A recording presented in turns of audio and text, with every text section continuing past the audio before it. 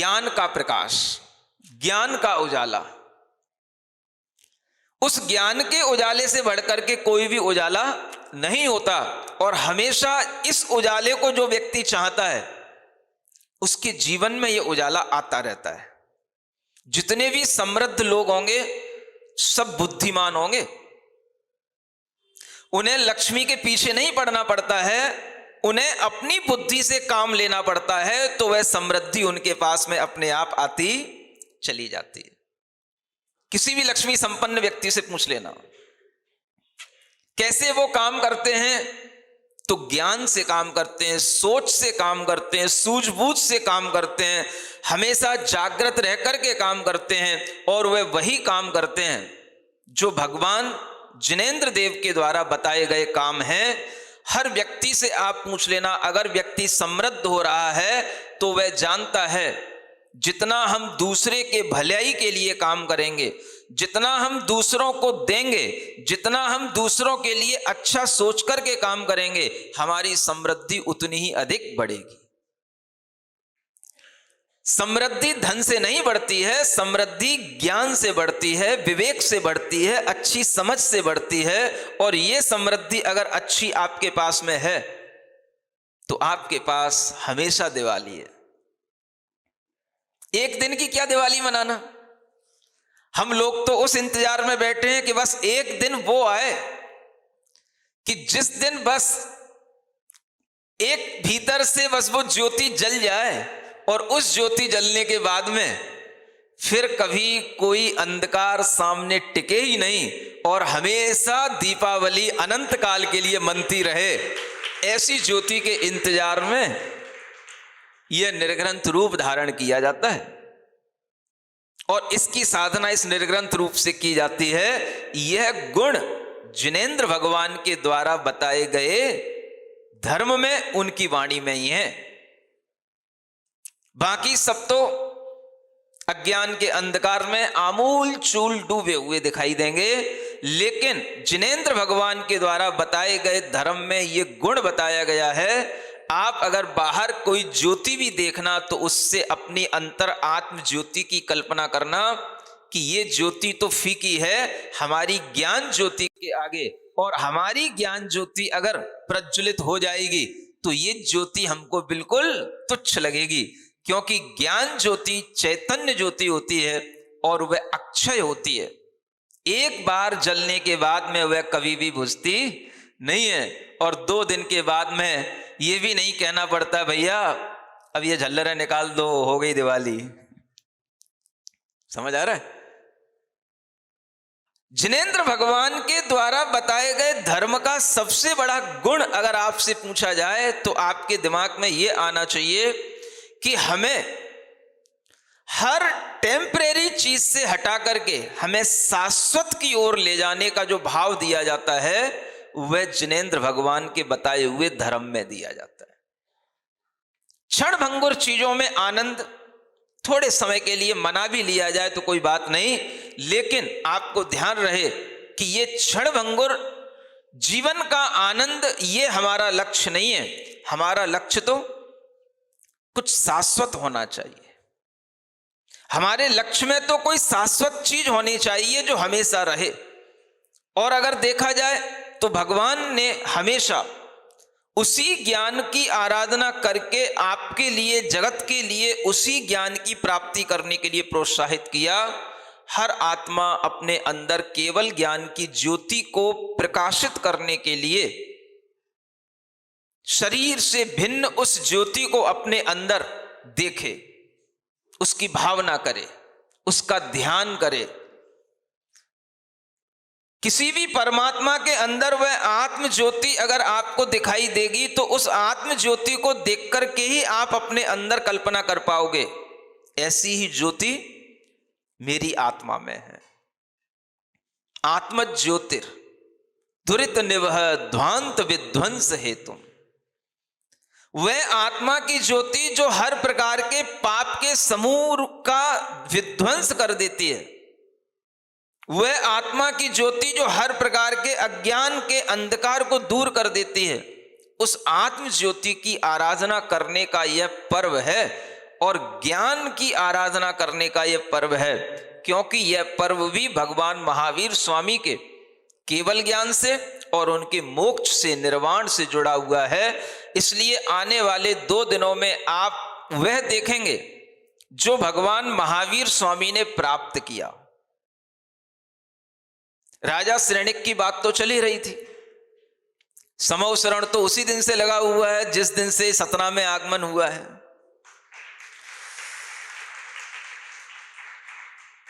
राजा श्रेणिक समवसरण में रोजाना आता ही है, आप भले ही कभी कभी आओ, ये बात अलग है।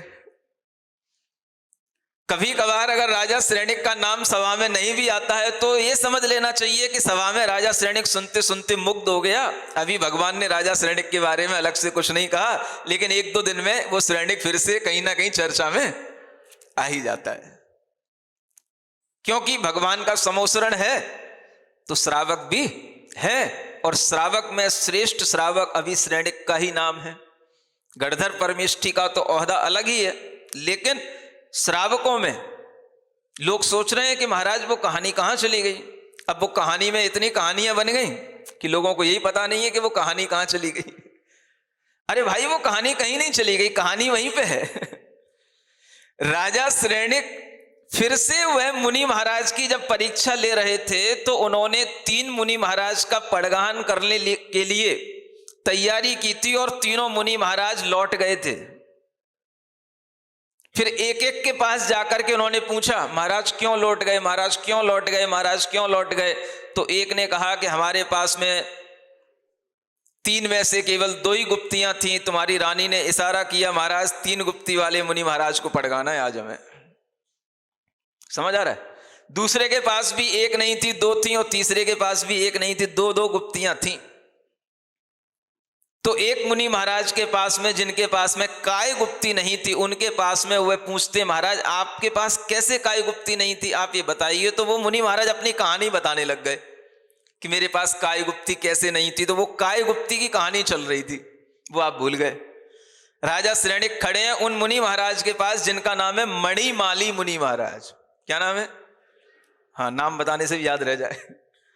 और उनके पास में खड़े होकर के वह मणिमाली मुनि महाराज से अपनी कहानी सुन रहे थे कि कैसे मैं शमशान में तपस्या कर रहा था, मेरा सिर जला दिया था, फिर मेरे लिए जो है वो जिनेंद्र भक्त जो सेठ था वो मुझे उपचार कराने के लिए लाक्षा तेल लेने गया था, कैसे उसने 3 घड़े फोड़ दिए थे। फिर वह चौथे उपकरण में वह तेल लेकर के आया, उससे उपचार किया, और उस जिनेंद्र भक्त सेठ ने, जिनदत्त सेठ ने मेरा उपचार करके मुझे बिल्कुल स्वस्थ बना दिया। ये कहानी चल रही है। कौन सुना रहा है? मणिमाली मुनि महाराज राजा श्रेणिक को सुना रहे हैं अपनी पुरानी कहानी। और राजा श्रेणिक उनसे पूछ रहे हैं कि भाई आपकी काय गुप्ती कैसे नहीं है। तो वो अपनी उस काय गुप्ती के बारे में बता रहे हैं कि जैसे कि वो शमशान में एक बार वो जो सिर हिल गया तो वो काय गुप्ती वहां पर नहीं रही। फिर आगे वह उसी के बारे में और बताते चले जाते हैं कि जब हम ठीक हो गए तो क्या हो गया। ठीक हो गए, चातुर्मास का समय आ गया, और जब चातुर्मास का समय आ गया तो उस सेठ ने निवेदन किया कि महाराज आप चातुर्मास यहीं कर लो, आपको इधर उधर अभी जाने की जरूरत नहीं है। भले ही आप थोड़ा ठीक हो गए हो, लेकिन हम चाहते हैं कि अब हमें आपका संयोग मिला है तो आपका सानिध्य हमें और मिल जाए, और जो आपकी बैया वृत्ति की है, सेवा की है, उसका फल अगर हमें यही मिल जाए कि हमें आपको चातुर्मास के 4 महीने का संयोग और मिल जाए तो इससे अच्छी बात क्या होगी। किसने कहा? जिनदत्त सेठ ने कहा। कह रहे सतना के श्रावक ने कहा। अब क्या कहोगे जब अंत आ गया। अब सेठ ने जब कहा तो मुनि महाराज ने वहीं पर चातुर्मास कर लिया। सुन रहे हो? अब देखो, चातुर्मास के अंदर एक विशिष्ट घटना घटित होती है, सुनोगे कि नहीं? एक विशिष्ट घटना क्या हुआ? सेठ का एक लड़का था जो अपना ही उसका पुत्र था। वो थोड़ा सा ऐसा था कि सेठ को लगता था कि ये सारा धन हमारा कभी ना कभी नाश कर देगा। सुनना ढंग से। तो सेठ ने विचार किया कि क्या करें।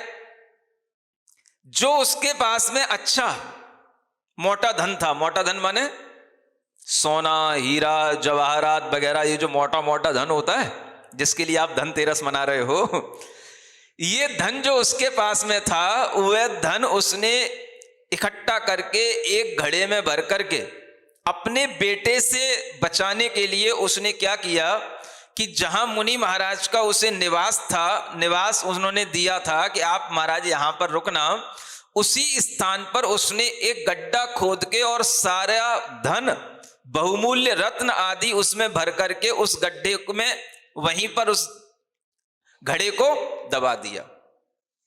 किस लिए?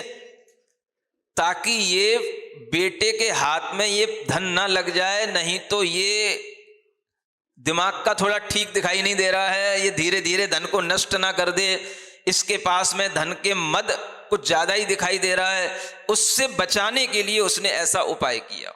और वो महाराज के पास में इसलिए रख दिया कि महाराज को तो पता ही नहीं होगा, किसी को पता ही नहीं होगा, और ये धन यहां सुरक्षित रहेगा, कोई यहां पर खोदने तो आएगा नहीं, और यहां पर जो है धन की सुरक्षा आराम से बनी रहेगी। तो उसने मुनि महाराज जहां निवास करते वहीं पास में गड्ढा करके उस धन को गड्ढे में रख करके रख दिया, और संयोग से उसके बेटे ने वह कृत्य देख लिया। समझ आ रहा है? अब मुनि महाराज जब वहां नहीं थे तो सेठ ने यह कार्य कर लिया, और मुनि महाराज वहां पर रहे आए, और उसे पता था कि यहां पर कोई आएगा जाएगा नहीं, धन की सुरक्षा बनी रहेगी। अब क्या हुआ, चातुर्मास हो गया, और चातुर्मास हो गया तो मुनि महाराज वहां से विहार कर गए, और वहां से विहार करके वो आगे दूसरे नगर में चले गए। किसी दिन उसके लड़के ने वह घड़ा अच्छा मौका देख करके उसमें से निकाल लिया। अब ये बात सेठ को पता नहीं। सेठ ने जब कुछ दिनों के बाद में देखा कि महाराज चले गए, स्थान असुरक्षित हो गया, तो देख तो लो कि ये स्थान पर घड़ा है कि नहीं।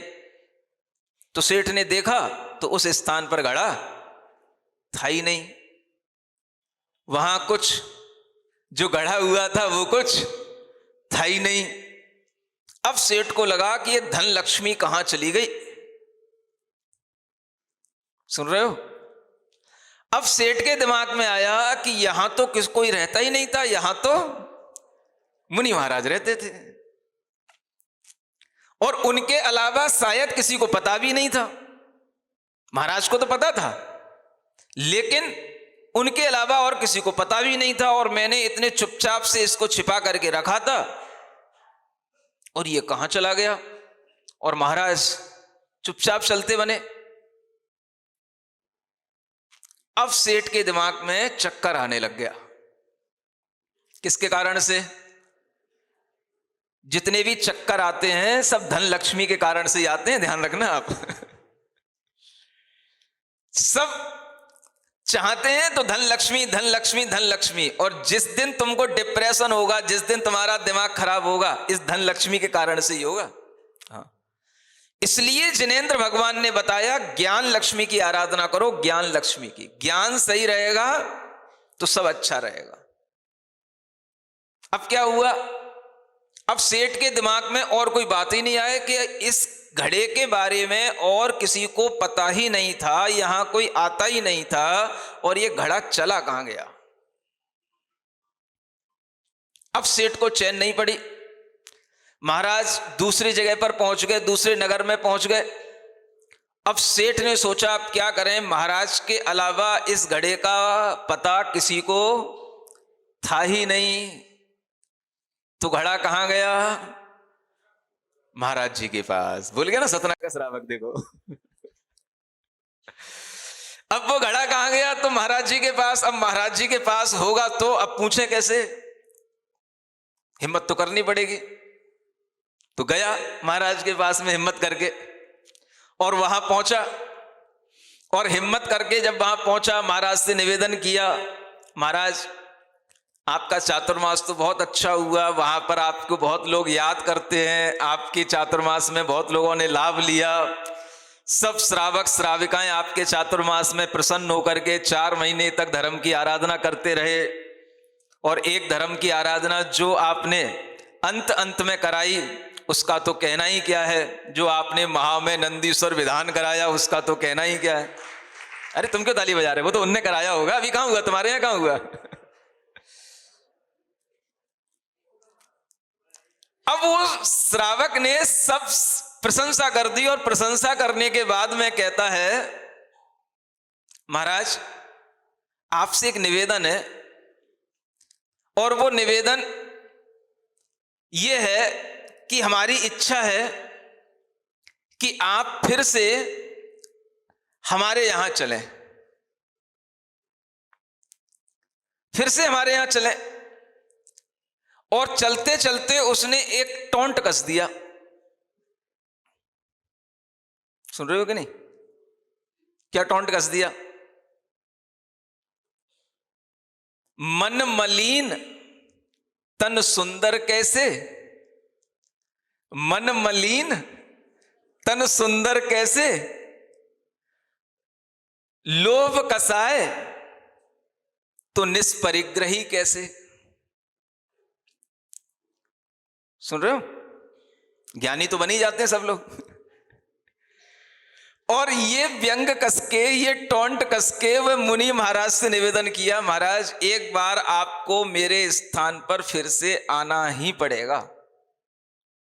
तो महाराज को लगने लग गया कि इसके दिमाग में कुछ गड़बड़ चल रहा है, और ये कुछ अलग भाषा में बोल रहा है, और ये जो सोच रहा है वो अब मैं समझ सकता हूं कि ये क्या सोच रहा है, और क्या हो गया होगा वो मुनि महाराज ने अपने ज्ञान से समझ लिया।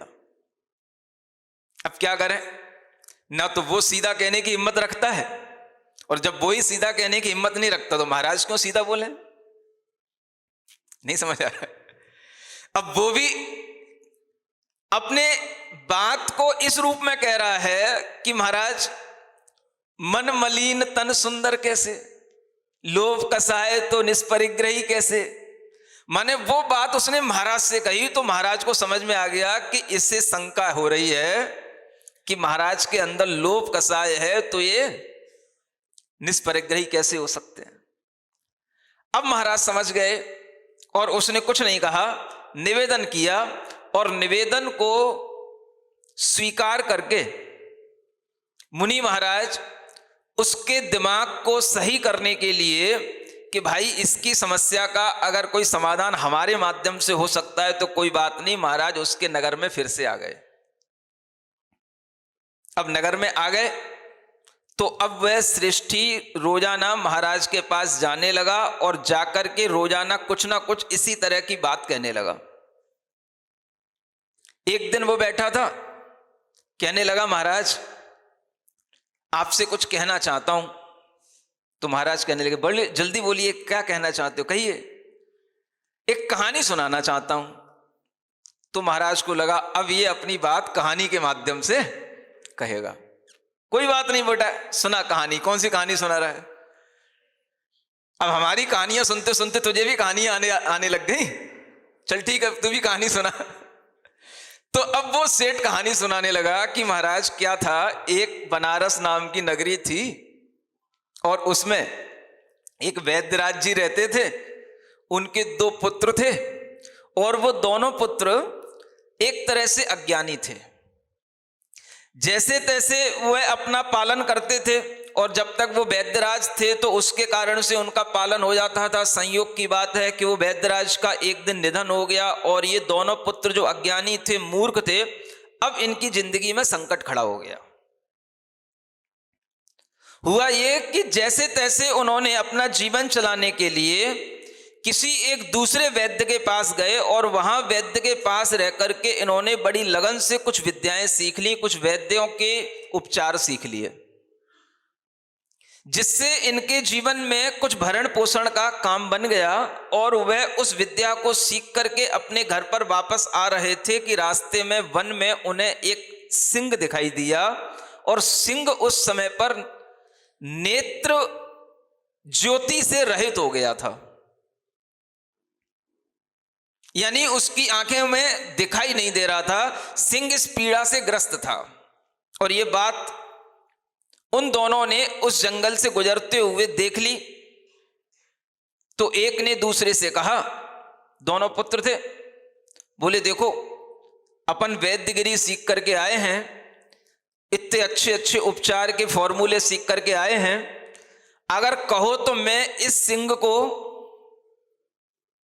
अभी ठीक कर दूं। यहीं पर अपन एक विशिष्ट अंजन का निर्माण करते हैं और उस अंजन को हम जैसे ही इसके आंख में लगाएंगे ठीक हो जाएगा और हमारे उपचार जो हम सीख करके आए उसका एक अच्छा प्रैक्टिकल भी हो जाएगा। तो दूसरे भाई ने कहा, भाई क्या मूर्खता की बातें कर रहा है, अभी उसको दिख नहीं रहा तो ठीक है, और जब दिख जाएगा तो उसे तो छोड़ देगा क्या। तो वो कहता है नहीं नहीं ऐसा कुछ नहीं होगा। वो माना नहीं और दूसरा भाई उससे मना करता रहा, बोले तेरे मन में आए सो तू कर, मैं तो ऐसा उल्टा काम कभी नहीं करूंगा। वो जाकर के एक पेड़ पर बैठ गया और इसको मन नहीं माना, ये वैद्यगिरी सीख करके आया था, सो इसने एक अंजन बनाया और उसकी आंखों में लगा दिया।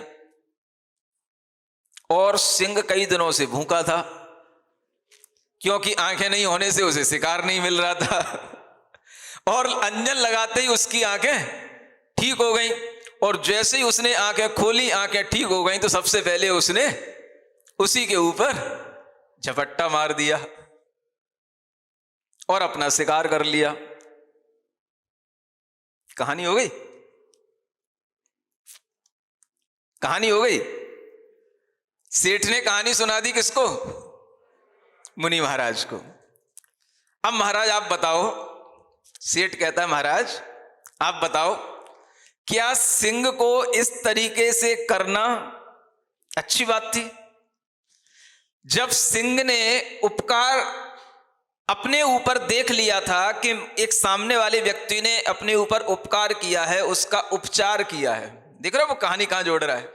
सेठ ने महाराज का उपचार किया था ना, तो वो कहता है कि अपने ऊपर उपकार करने वाले का इस तरह से नुकसान करना, उसे हानि पहुंचाना, ये सिंह के लिए क्या अच्छा था? तो महाराज कहते हैं कदापि अच्छा नहीं था। अब महाराज समझ गए कि देखो इसने एक कहानी सुना दी, ये सुना करके ये क्या कहना चाह रहा है और क्या कहलवाना चाह रहा है। सुन रहे हो? समझदार लोग बातों ही बातों में सब बातें करते हैं और डायरेक्ट कहने की हिम्मत न उसकी है, और महाराज समझ भी रहे हैं तो महाराज भी कम नहीं है। तो उन्होंने भी एक कहानी सुनाना शुरू कर दी, बेटा अब सुन मैं तुझे एक कहानी सुनाता हूं। सुन रहे हो? अब आज नहीं सुनाऊंगा, आज तो टाइम हो गया।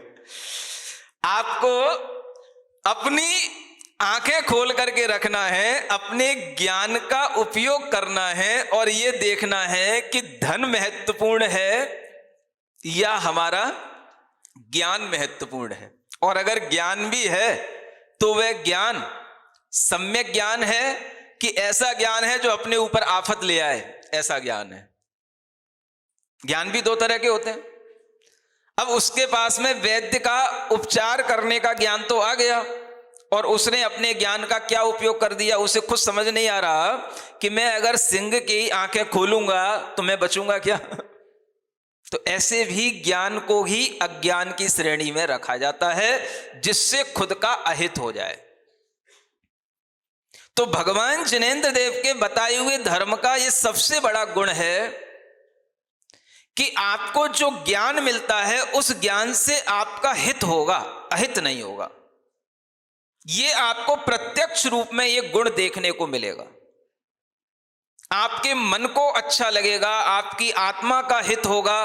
भगवान जिनेंद्र देव के द्वारा बताए गए इस धर्म में जो अनेक गुण हैं, उन गुणों में आपके अंदर वह भाव आएगा कि भगवान ने यह धर्म बताया है जो क्षमा का धर्म है, सत्य का धर्म है, मृदुता का धर्म है, सुचिता का धर्म है। इस धर्म में हमें अपने अंदर कोई भी तरह का, जब ये क्रोध मान माया लोभ आदि कसायों से रहित होने का भाव आएगा तो इसके गुण हमें अपने आप दिखाई देते हैं। ये भी भगवान के द्वारा बताए हुए धर्म के गुण ही तो हैं। और क्या गुण है? मानो आप भगवान की पूजा करते हैं, भगवान की आराधना करते हैं, आपके अंदर शांति आती है, विचारों में शुद्धता आती है। ये गुण भी आपको भगवान की उस पूजा आदि से महसूस होते हैं। भगवान की पूजा करने से हमारी आत्मा के अंदर जो भगवान के प्रति श्रद्धा उत्पन्न होती है, वह श्रद्धा भी हमारी रक्षा करने वाली होती है। यह गुण भी आपको भगवान की उस जिन धर्म की आराधना से आपको दिखाई देंगे। और भी अनेक गुण कि भगवान ने कभी भी किसी के लिए भी बुरा करने की बात नहीं कही और हर आदमी के लिए भगवान बनने की बात बताई। ये बात जिन धर्म का सबसे बड़ा गुण है। हर आत्मा अपने इस संसार के दुखों से अपने को कैसे बचाए, चाहे भले ही वह दुख की परंपरा बहुत हो और उसको बताने के लिए भगवान ने बहुत लंबा लंबा ज्ञान भी क्यों ना दिया हो, लेकिन भगवान ने ज्ञान दिया और इसी ज्ञान को समझ करके हम चार गतियों के दुखों को समझ पाते हैं, तीन लोक में रहने वाले जीवों को समझ पाते हैं और हर जीव अपना हित अहित अपनी बुद्धि से, अपने पुरुषार्थ से करता है। यह बात भी हमें भगवान के धर्म को समझ करके ही आती है। ये भगवान के द्वारा, जिनेंद्र भगवान के बताए हुए धर्म के गुण हैं।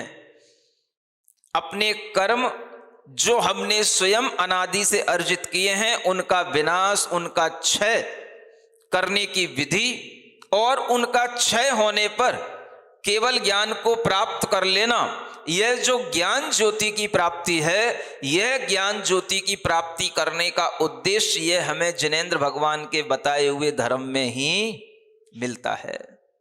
यह गुण कहाँ है? अहिंसा का गुण, अपरिग्रह का गुण, निर्विचार, निर्विकल्प, निर्विकार होने का गुण, ये कहाँ मिलता है? तो जिनेंद्र भगवान के बताए हुए धर्म में मिलता है। पूरा जीवन आत्म साधना से गुजारने का गुण कहाँ मिलता है? अनुशासन के साथ में रहने का गुण कहाँ मिलता है? भगवान के द्वारा इतना बड़ा यह निर्ग्रंथ रूप की चर्या बताई गई, जो निर्ग्रंथ रूप कोई भी धारण करने की बात तो क्या, सोचने में ही इसके लिए कठिन लगता है। और यह गुण भगवान ने बताया कि आप अगर इस तरह से निर्ग्रंथता का पालन करेंगे, अच्छे लक्ष्य गुण का पालन करेंगे, आपके पास में कोई भी चेल माने वस्त्र आदि नहीं होंगे, तो उससे बहुत बहुत गुण प्रकट होंगे। ये गुण भी भगवान के द्वारा बताए हुए धर्म में ही मिलता है। अन्यथा आप देख लो, आप कल्पना करो कि अगर कोई व्यक्ति बिना भगवान की धर्म में दीक्षा लिए हुए या बिना कुछ किए हुए केवल ऐसा नग्न होकर के बाहर निकल जाए, तो उसे कितने लोग पूज लेंगे बता देना। अच्छा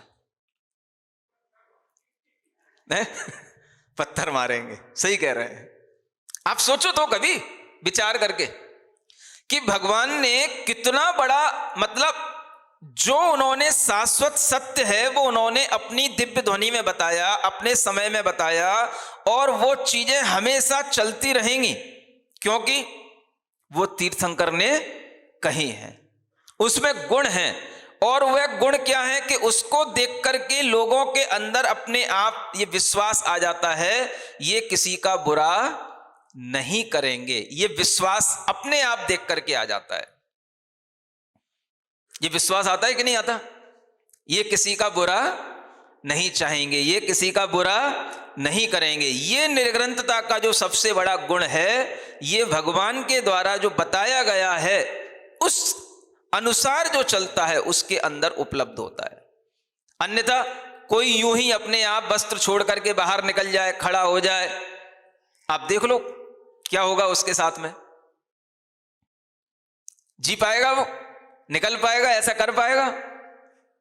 और यही चीज कितनी अच्छे ढंग से, आसानी से, कितने ही बड़े शहर हों, कितने ही लोग हों, उन सबके बीच में यह चीज बड़ी आसानी से चलती रहती है। और कोई भी व्यक्ति कुछ जानता हो या ना जानता हो, लेकिन एक इस निर्ग्रंथ रूप को देखकर हाथ में पिच्छी देखकर अपने आप समझ लेता है कि यह तीर्थंकर भगवान महावीर स्वामी का रूप है। ये कितना बड़ा गुण है, किसी को समझाना नहीं पड़ता, अपने आप भी समझ लेता है। ऐसे गुण को बताने वाले इस धर्म के अंदर कितने और क्वालिटी हैं, ये आपके लिए अगर खुद जानने में आए, प्रत्यक्ष रूप से समझने में आए, तो आप समझ सकोगे कि हम कितने महान धर्म को जानते हैं, कितने महान धर्म के हम एक तरह से श्रद्धालु हैं, कितने महान धर्म के हम एक तरह से अभ्यास करने वाले श्रद्धालु बने हुए हैं। और इस तरह की चीजें जब आपके दिमाग में आएंगी तो आचार्य कहते हैं यह आपके अंदर जो अज्ञान का अंधकार है वो दूर होगा, और यही अज्ञान अंधकार दूर होने पर आपको जिन मत में रमण करने में आनंद आएगा, जिन धर्म में आनंद आपको आएगा, हर तरह के व्रत में, चर्या में, हर तरह के अनुष्ठान में आपको आनंद आएगा। यह गुण अगर आपकी समझ में आएगा तो फिर आपको कोई बहाना नहीं बनाना पड़ेगा। महाराज अभी तो धनतेरस आई है, अभी दीपावली आ रही है, ये सब आएंगे, किसके कारण से आएंगे? ये सब उन्हीं तीर्थंकर महावीर भगवान की देन है, जिनके मोक्ष होने पर यह जगत आज भी दीपावली को उतने ही आनंद से मना रहा है जितना हजारों वर्ष पूर्व देवों ने भगवान की दीपावली मनाई थी। आज मनुष्य भी ऐसी दीपावली मना रहे हैं। ये उन्हीं के उस निर्वाण जाने के बाद इस दुनिया में ज्ञान का प्रकाश बना रहे, इस हेतु यह एक रूपक प्रस्तुत किया गया था कि भगवान के निर्वाण होने के बावजूद भी ज्ञान का प्रकाश कभी भी कम नहीं होगा। यह जिनेंद्र भगवान की बताई हुई जो धर्म देशना है, उसका अगर आप अनुभव करेंगे, उसका अनुपान करेंगे, तो आपके लिए ये बात हमेशा समझ में आएगी। इसलिए धन लक्ष्मी से भी श्रेष्ठ है, बोलो, ज्ञान लक्ष्मी। ज्ञान का उजाला सबसे बड़ा उजाला है, और उसी उजाले में हम सभी को प्रकाशित होना है। ओम अरहम, ओम अरहम, ओम अरहम, ओम अरहम, ओम अरहम, ओम अरहम, ओम। सभी कार्य की सिद्धि से पहले इसको सभी पहले इसको ओम अरहम नमः, ओम अरहम नमः, ओम अरहम नमः, ओम अरहम नमः, ओम अरहम नमः, ओम अरहम नमः, ओम अरहम